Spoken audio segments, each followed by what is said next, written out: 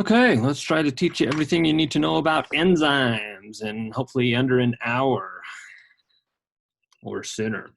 So chapter 11, we're going to discuss enzymes. Here's the key concepts, and let's just jump right into it. So I've mentioned enzymes in several different lectures before, and we need to understand some of them at detail. And so they end up being remarkable catalysts. So they increase the reaction rates without being used up, which is the chemical definition of a catalyst. And they're important for speeding up chemical reactions. They're also targets for drugs. We're going to focus on proteins that act as catalysts, but there are some cases where RNA acts as a catalyst. And we'll talk about what makes these proteins actually catalytic. So they accelerate these reaction rates many million-fold, depends on the reaction. What I always like to envision is a reaction that you just put in a beaker that's very, very slow, and these enzymes speed it up because for humans to live, we need reactions to occur at a very quick pace. We need to respond to stimuli and also generate energy very quickly. And many of these reactions in a beaker would be very slow. The typical way of heating or of speeding up a reaction in the lab, such as heating or adding acid or base, those don't work in a biological situation. So these enzymes are finely tuned to speed up reactions. And you can see one here, carbonic anhydrase. It accomplishes this transformation of combining water with carbon dioxide to make carbonic acid. In a beaker, the half-life of that reaction is 5 seconds. The rate enhancement by the enzyme is a millionfold, 7.7 million times faster than in solution. And so this is a very important reaction for helping us deal with carbon dioxide and establishing a buffer system in our body. We'll talk a little bit more about carbonic anhydrase later. Now, enzymes don't break natural laws, meaning they can't speed up a reaction faster than diffusion. So you can only get a reaction to go as fast as you can get the reagents together. So they can't break natural laws, but they do differ from ordinary chemical catalysts. And when we talk about this, we're talking about catalysts in a, let's say, an organic chemical reaction or that you use industrially. They tend to have higher reaction rates, and I'll let you know that they have been finely tuned for the reaction. So they're often 1 million to 1 trillion times greater than corresponding uncatalyzed reactions. So some reactions that are required for life would take billions of years to occur by their own. And in the end, we end up doing it in microseconds, if not faster. So these biological catalysts are several orders of magnitude greater than those of corresponding chemical catalysts. So not only do they speed up over the uncatalyzed, they tend to be better than a chemical catalyst, such as just a metal catalyst, let's just say palladium on carbon from organic chemistry. And the conditions that we use are a lot milder. In organic chemistry, if you had my class or maybe the other classes, they talked about reactions that we use industrially. And if you recall those, they tend to be very high pressure, high temperature, and that have a catalyst in there. So for enzymes to work, they're typically below 100 degrees Celsius. If they're in the human body, then that's going to be 37 degrees Celsius. They're going to operate at atmospheric pressure and for most parts near neutral pH. The other thing that differentiates protein catalysts or enzymes is they tend to have much greater specificity to their substrates. And so we'll use that term substrates, and in organic chemistry terms, the analogous term would be reactants. So the substrate is a reactant in an enzymatic process. So for example, here we've got phenylalanine hydroxylase, and it's going to take phenylalanine and turn it into tyrosine.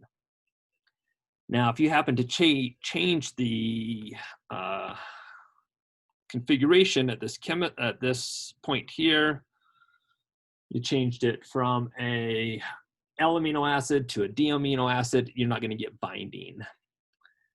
And if you actually change the substrate even further and you put a methyl group off of here and convert this into a alcohol instead of a carbon, well, actually, yeah, sorry, you put a hydroxyl here and you don't have the carbonyl there, and you have two hydroxyl groups there, it'll bind to the enzyme, but nothing happens.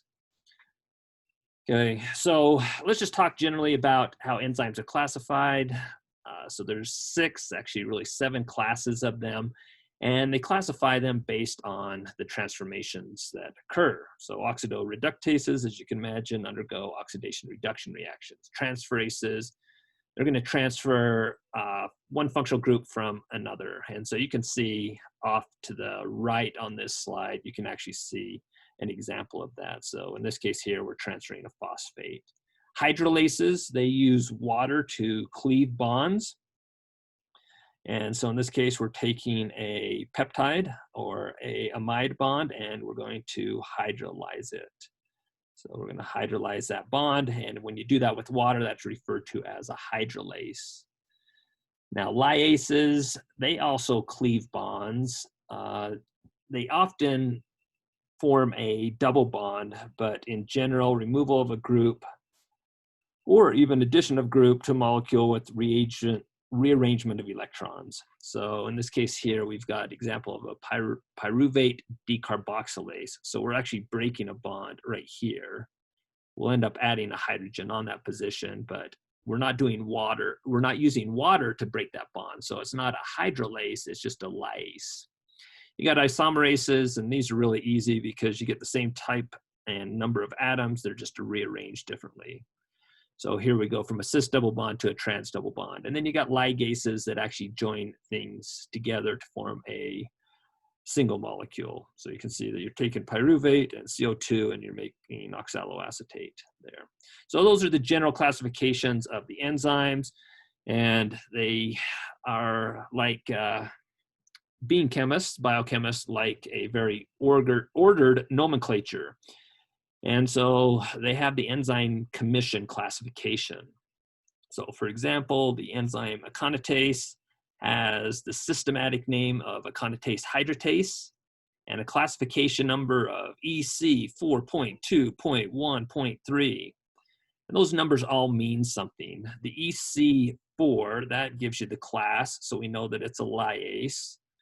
And then these other numbers here give you subclasses and subclasses. So it's a subclass and an additional subclass, and then this is its arbitrarily assigned serial number.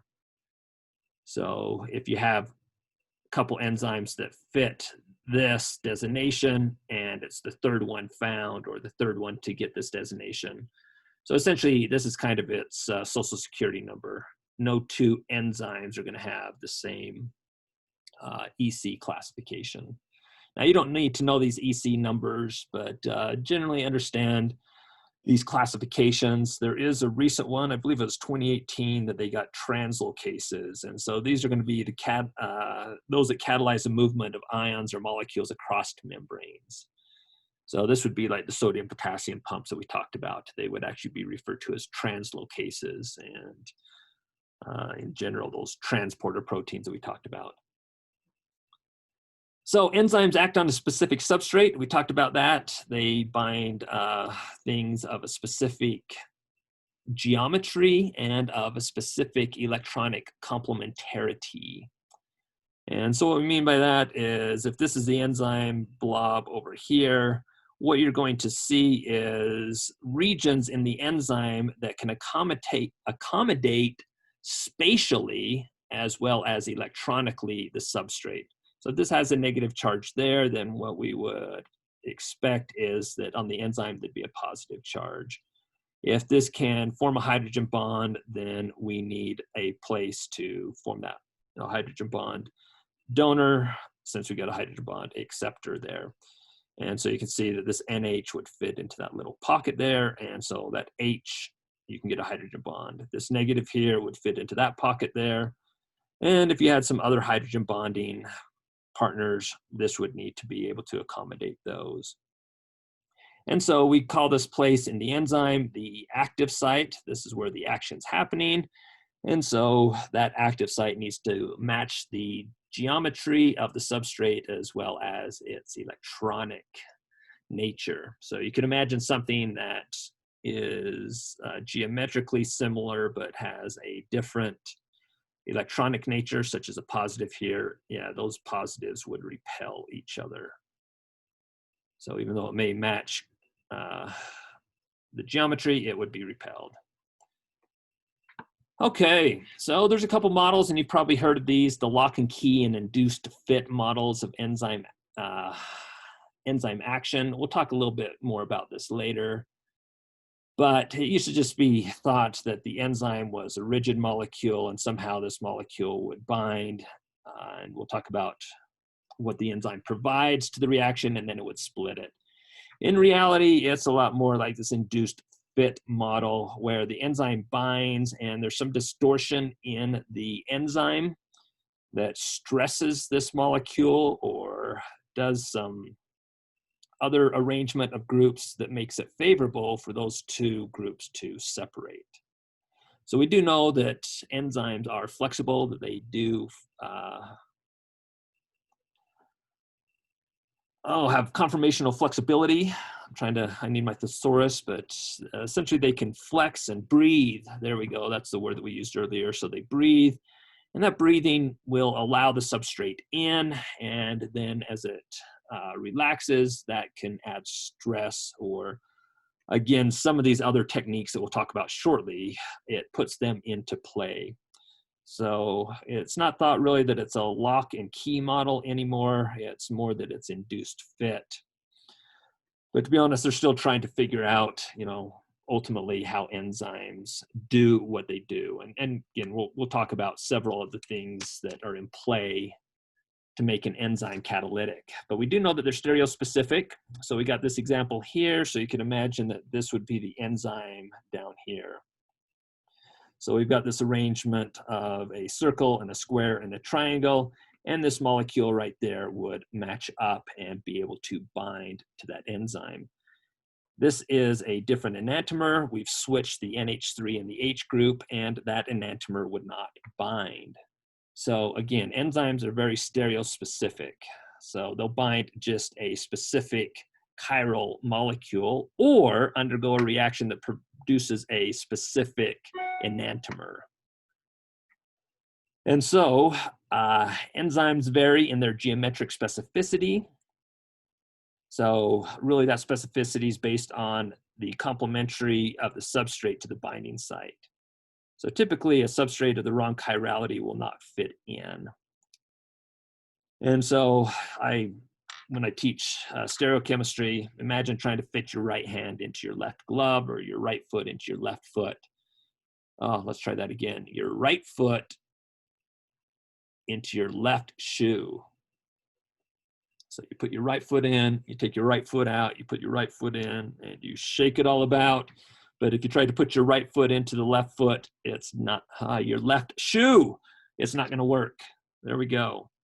So not only does it bind stereospecifically, but this molecule right here is not chiral. It's got a plane of symmetry. You can see that this group is the same as that group. So it's not chiral. We refer to it as prochiral, meaning if I changed one of the groups here, if I changed one of these H's to a different group, I would have a center of chirality.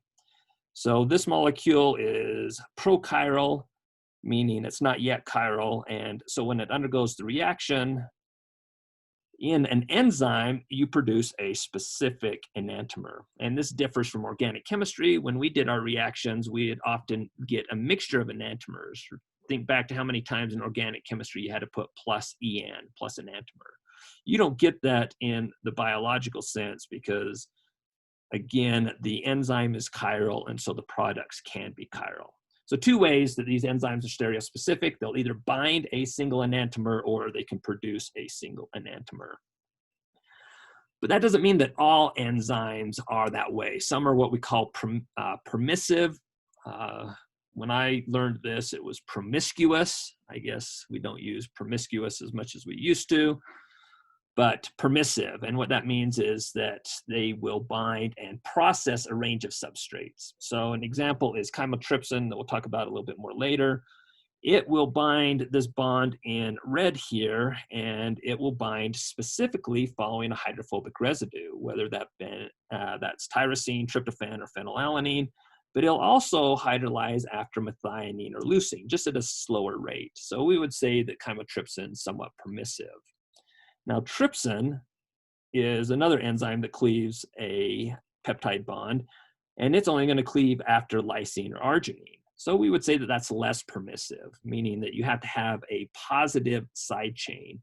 And then there's even more specifics, such as thrombin, that only cleaves an arginine-glycine bond in a particular sequence. So that one's very specific. So these enzymes do have some permissivity where the substrate that they'll process can change. Now, enzymes can't do it all alone, or I should say some enzymes can't. So they often require cofactors that are small molecules that some enzymes require for activity. And there's two main classes of cofactors, and you can see that in this diagram here, metal ions and coenzymes. Well, the metal ions should be obvious, they're going to be metals, but what are coenzymes? Well, the issue with coenzymes is we can actually break that down into two different groups, co-substrates and prosthetic groups. So in coenzymes, things that are tightly bound to the enzyme are often referred to as prosthetic groups. It doesn't have to be covalently bound, but like a heme group is referred to as a prosthetic group because its binding is significant enough that that group doesn't diffuse or dissociate, where transiently associated coenzymes are referred to as co-substrates. So for co-substrates, those tend to be molecules that come on, involved in the chemical reaction, and then they need to diffuse away. And so an enzyme with its cofactor is called a holoenzyme or a whole enzyme. That's not what's called a whole enzyme, but the holoenzyme, that's what you can think of. And if it's without the cofactor, that means that it's not going to be able to do its chemistry, and it's referred to as an apoenzyme.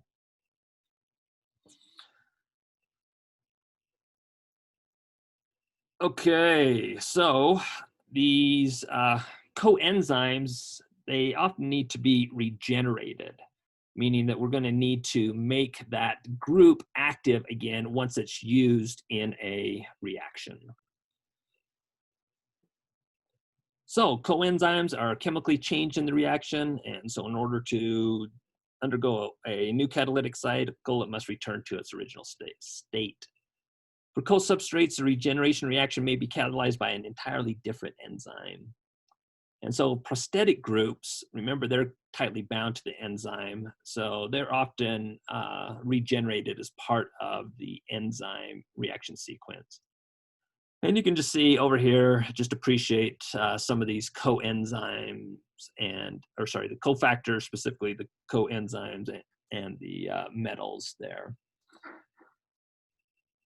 Okay, you don't need to memorize those, but you can see that there's a lot of different molecules that enzymes take advantage of, these co-substrates. And so, and different types of metals that are used. So here is a, excuse me, a cofactor that's used in an oxidation reduction reaction. This would be specifically a co-substrate. And again, just remember that the apoenzyme is inactive and it needs the cofactor to form the active enzyme. And so in this case, we're looking at alcohol dehydrogenase, where it actually takes ethanol and converts it into acetaldehyde. This is the process that your body uses to get rid of ethanol, should you choose to drink it. And it requires NAD+, and it produces as a product NADH. And so in this case, the NAD+, or a very similar one is NAD plus are co-substrates. So NAD plus is the oxidizing agent for alcohol dehydrogenase. And the difference between NAD and NAD plus is NADP plus is the phosphate here. So the difference between NADH is in NADH, you actually add a hydrogen here, or I should say a hydride, and you interrupt that aromaticity. So this can be a reducing reagent here, and this is an oxidizing agent. So essentially this accepts a hydrogen in this process there and oxidizes the ethanol to acetaldehyde. Okay, again, we're just kind of trying to keep it general, give you kind of the big points. That gets us through the general properties of enzymes, and now we want to talk about activation energy and reaction coordinate diagrams. I'm going to fly through this because this should be very familiar to you from organic chemistry, where we use these a lot, and we talked about how catalysts lower this energy of activation. So if we have a reaction here, the difference between here and the starting material is what's referred to as the energy of activation. That is how much energy I need to supply in order to get over this barrier so I can get down to products. Now what catalysts do is they lower that energy of activation, so they reduce it. Now they could either reduce it through some tricks that we'll talk about in a second, or what could happen is the enzyme will have the reaction go through an alternative lower energy pathway. Now it's important that enzymes do not affect equilibrium. So remember, when we talk about this, this is the delta G of the reaction that is specifically related to equilibrium. So enzymes don't make it so that you make more product, they just make you get to equilibrium faster. So they increase the rate at which you get to equilibrium. They don't change the distribution of equilibrium.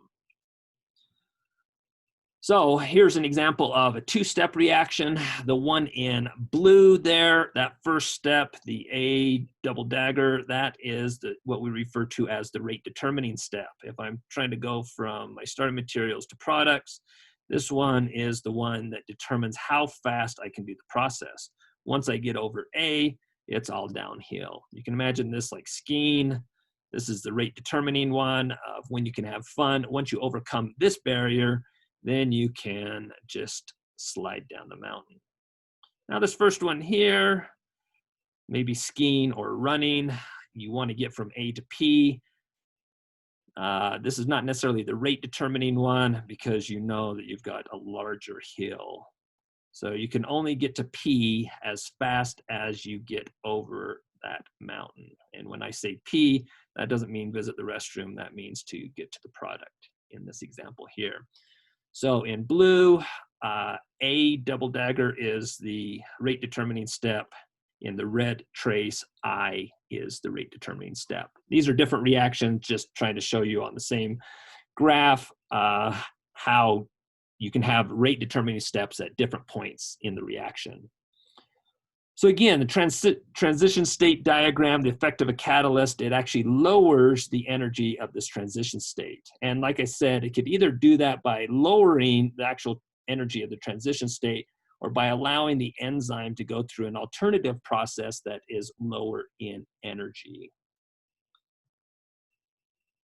Okay, so overall, the enzyme does not change the delta G of reaction. And what we mean by that is the difference in energy between the starting material and the product. That does not change, which also means that the equilibrium will not change. Can't stress that enough. This reaction doesn't necessarily make it more favorable or more spontaneous.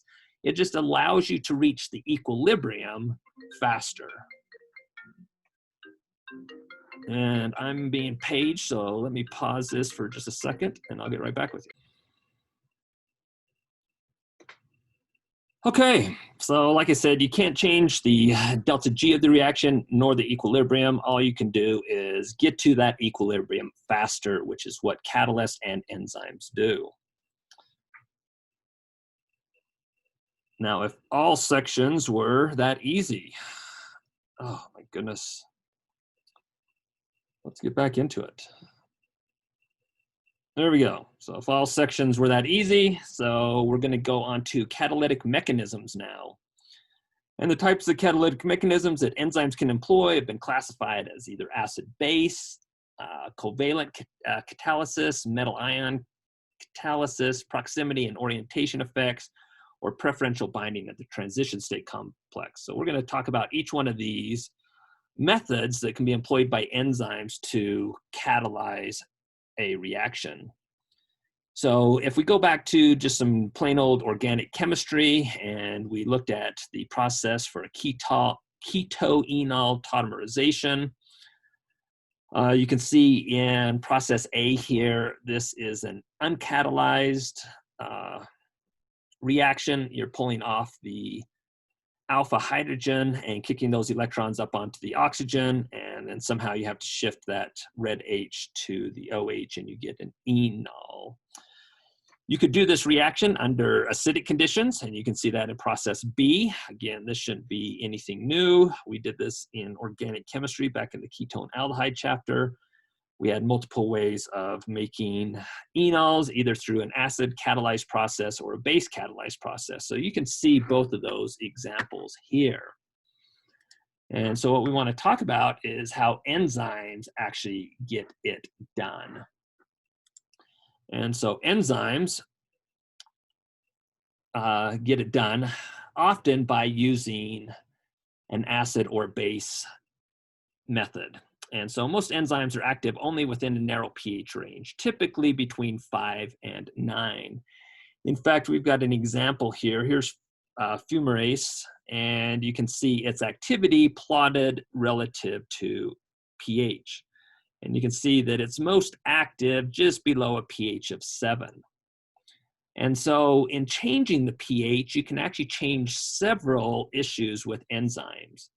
So changing the pH can actually change the binding of the substrate to the enzyme.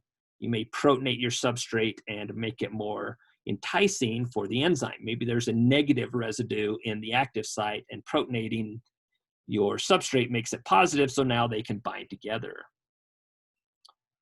You can change the ionization state of the amino acid residue. So let's say I need to use a lysine.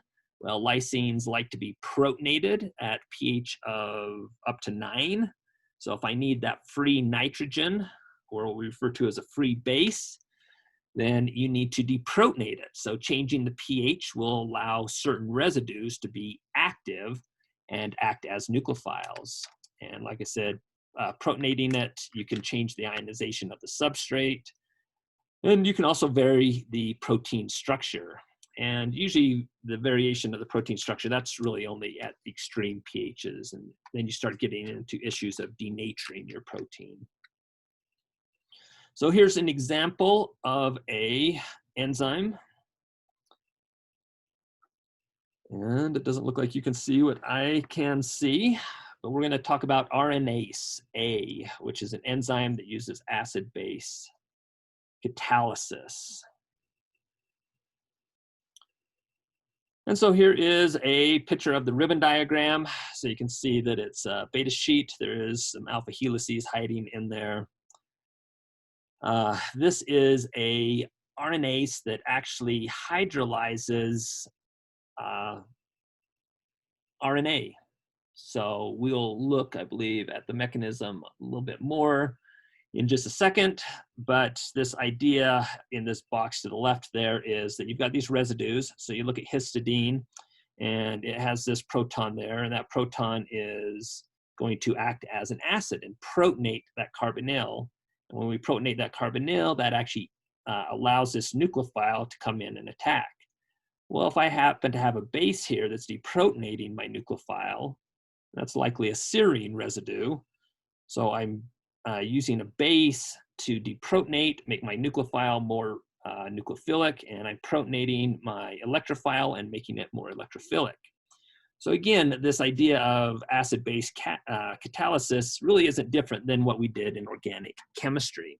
And so here we can see the mechanism of RNase A. And so what you do is the histidine, in this case, actually acts as a base and deprotonates that 2' hydroxy group. And we talked about why that 2' hydroxy group is problematic in RNA, and we're seeing why. It can be deprotonated and actually act as an intramolecular nucleophile and cleave the RNA backbone. And so in this case, the histidine will deprotonate that, and that makes this more negative, a better nucleophile. That nucleophile can reach over and do an intramolecular substitution reaction and attack that phosphorus and break this bond here. Well, if I'm going to break this bond here, I'm kicking out an oxygen, and I don't want to kick it out an O-, that's a port leaving group, and so we just have perfectly arranged a proton. So this is all happening in very close quarters, and so our idea of nucleophile, electrophile leaving group and alternative steps is probably in many cases better to think about this as a concerted process, that we pull off this proton here at the same time as those electrons are attacking that phosphorus, and this bond here is starting to break and abstract that proton. So if we actually drew out the transition state here, really what we'd have is just a bunch of dashed lines between all these participating groups there. And so you can see that once that oxygen attacks that phosphate, you get a cyclic intermediate.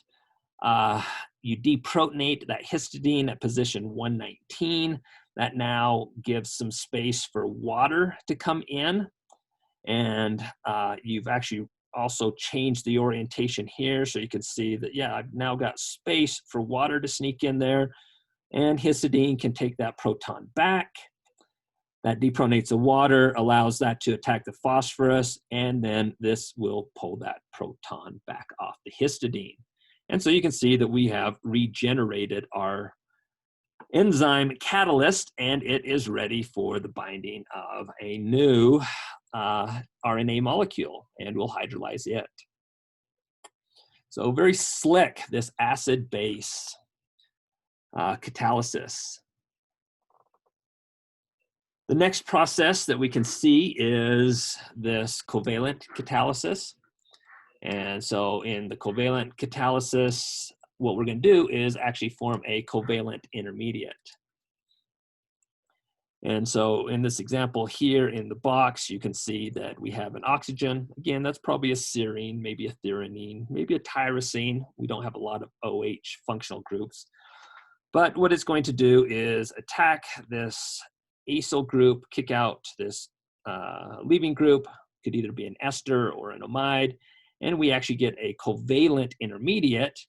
And then to regenerate our enzyme, we actually need to break that bond between the attached substrate and the enzyme. So you can actually think of this as kicking out the enzyme as a leaving group.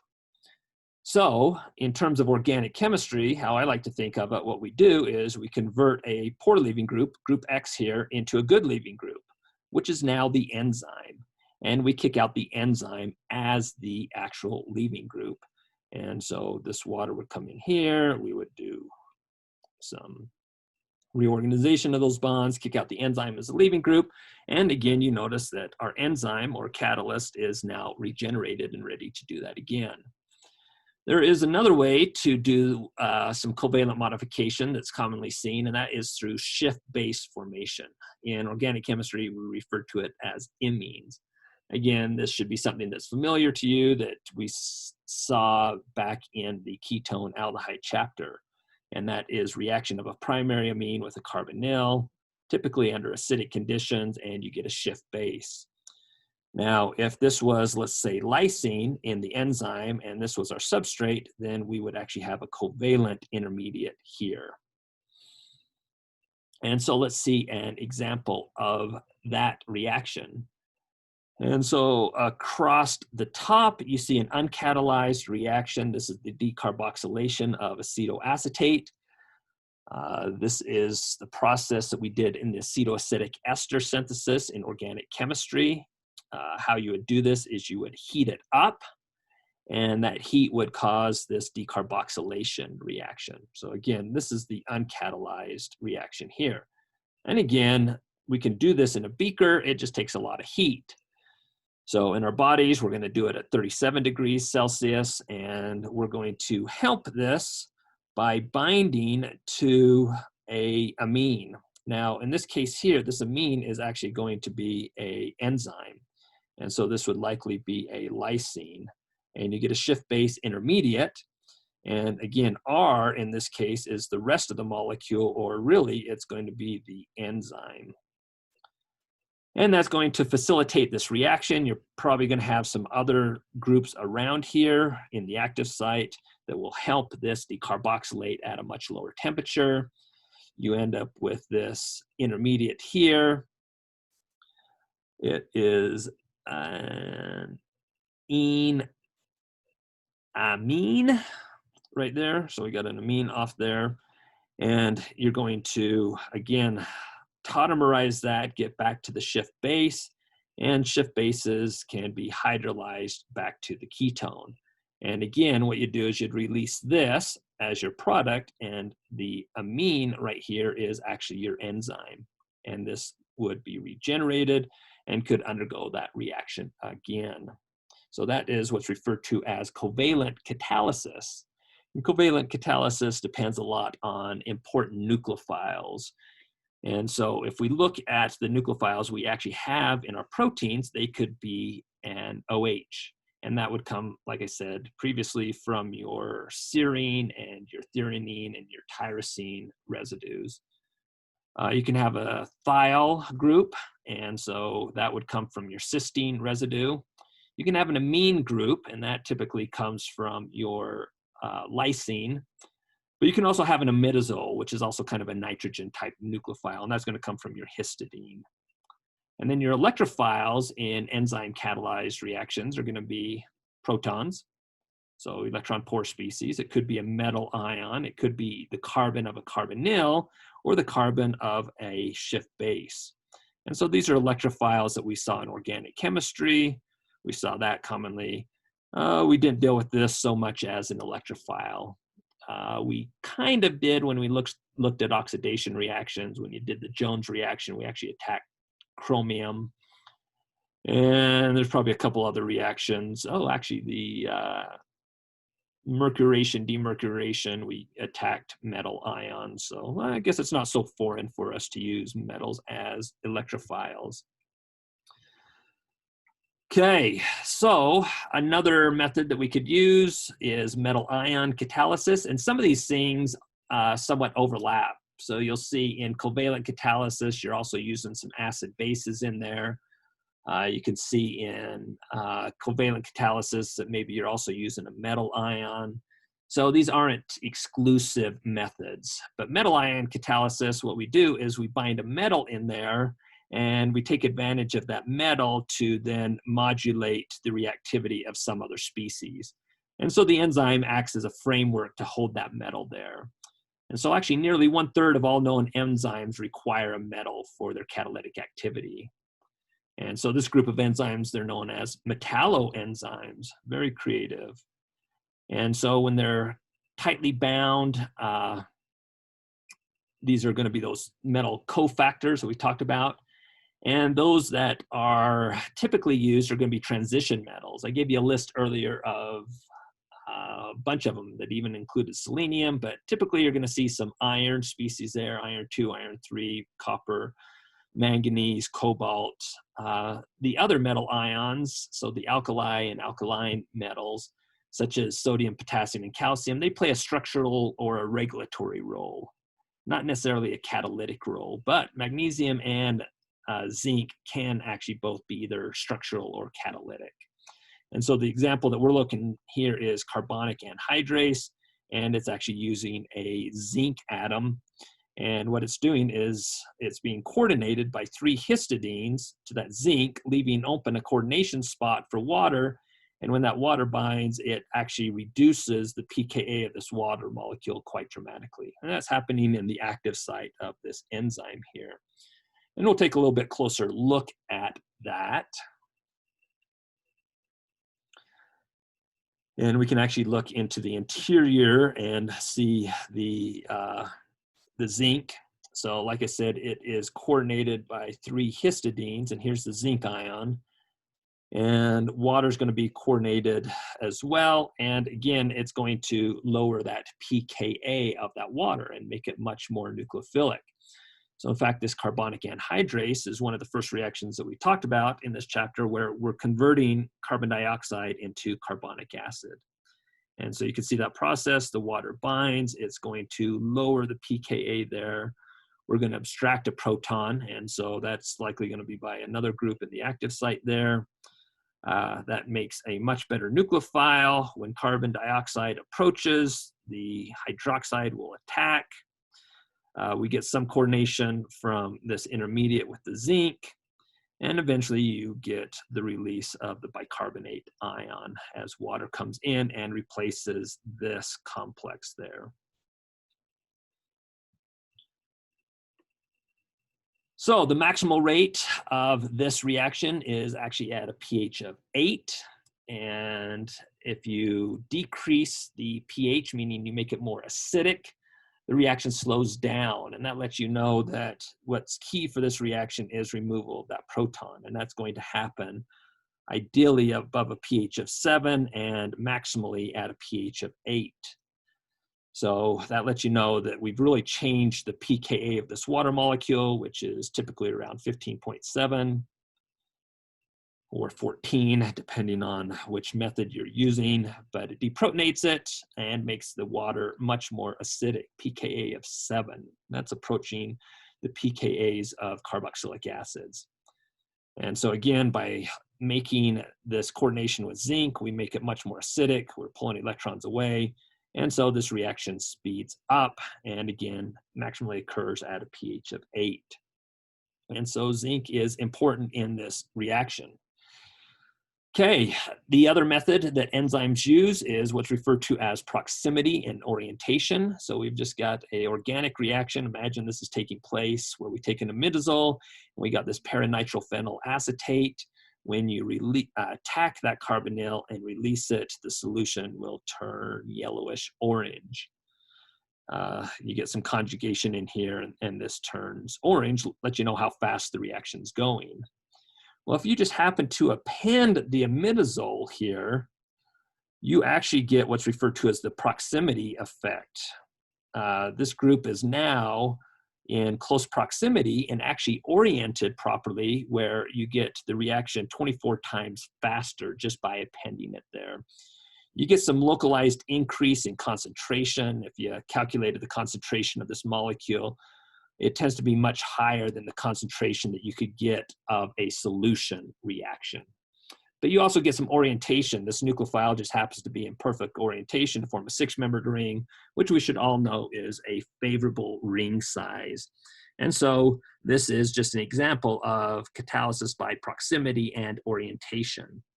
Now, when we talk about orientation, we also mean the orientation of the nucleophile coming in to attack the electrophile. And this should be very familiar to you from SN2 reactions. For SN2 reactions, we had to have attack from the back side. And so this orientation effect here, if we could make sure that my nucleophile is attacking in the proper orientation, or in other words, limiting the number of orientations that my nucleophile can adopt, then that will speed up the reaction. Now, if we look at this, enzymes can facilitate these reactions, these proximity orientation, in 4 different ways. 2 of them that we'll talk about here. They can bring reactants into contact with the catalytic groups. So what that means is it's like a matchmaker, and that will speed up the reaction by a factor of approximately 5. Now, if I make sure that those bind in the proper orientation, I can speed up that reaction up to 100-fold. And so this is an example of an SN2. Again, like I said, if I can make sure that these are oriented and not just tumbling in solution, I can speed up that reaction 100-fold. Now, the other 2 ways is that we can get charge groups that may help stabilize the transition state of the reaction. And this is referred to as electrostatic catalysis.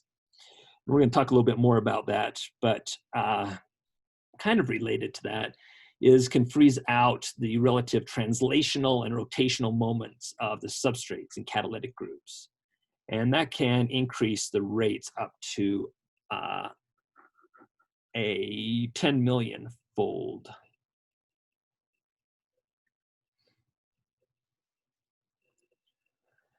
And so again, we've got just an organic chemistry example. If we got this molecule here and we want to heat up that molecule to make what's referred to as a lactone, a cyclic ester, in short, the mechanism, this oxygen would attack that carboxylic acid and kick out water as a leaving group.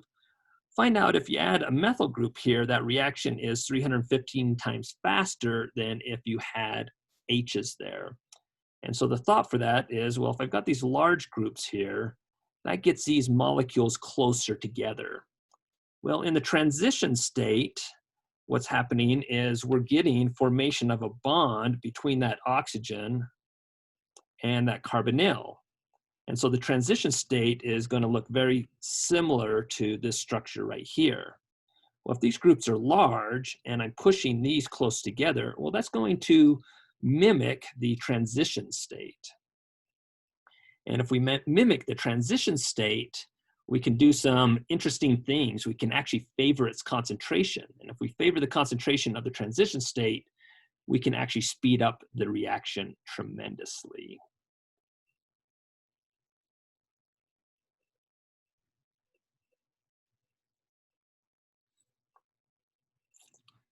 So just to reiterate, if these groups are large, they're going to push these groups close together. And what that's going to do is make it resemble more like the transition state.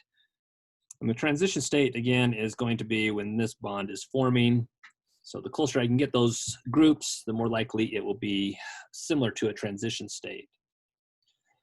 And so this is a big way that enzymes actually cause catalysis, and that is through preferential transition state binding, meaning they have a strong binding preference for the transition state over the substrates or the products. And in doing that, you not only lower the energy, but as I mentioned earlier, you increase the concentration of the transition state. And if I can increase the concentration of the transition state, I can actually get this reaction to go faster.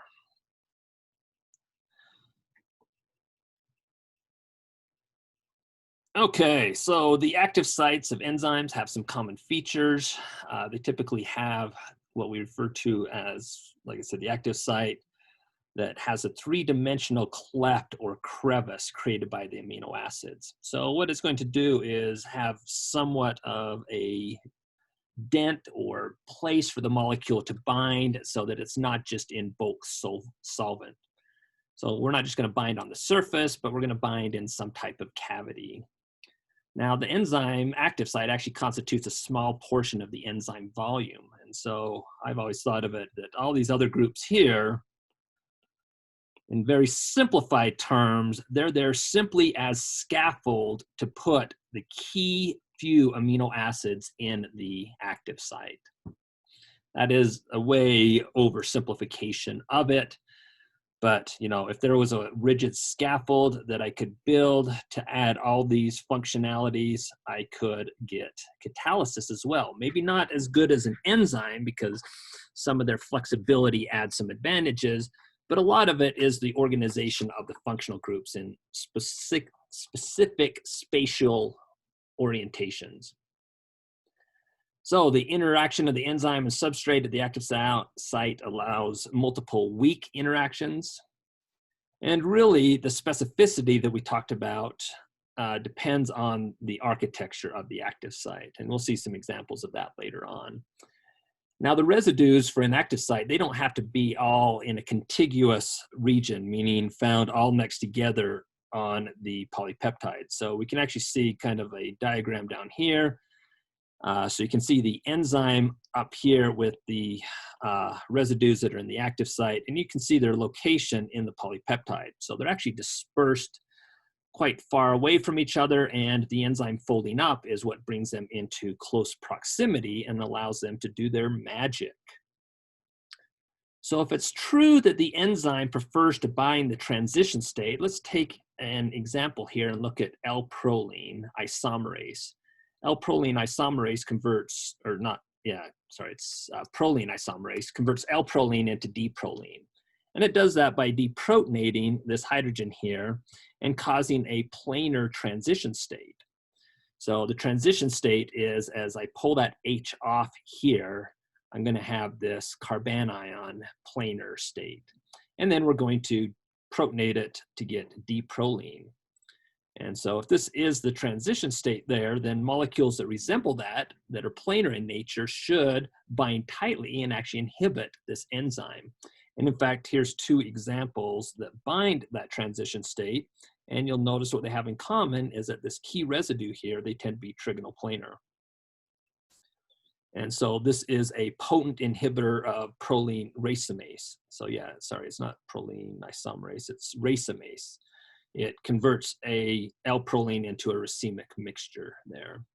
And so these molecules are inhibitors because they will bind into the active site, and the enzyme really can't do anything with it. What it looks like is it looks at this as a transition state and says, oh, cool, you're in the preferred transition state, but wait, you don't have the groups on there that I need to finish up this reaction.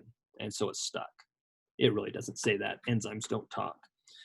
But this gives rise to this theory that we can actually rationally design drugs based on their transition states. And that is that section. There's two more sections. I'm going to break this up just because it's going to go over an hour and I can barely stand listening to myself for 5 minutes. So I'm going to save you some pain. We're going to stop this one here and I'll follow up with the last two sections in a separate lecture.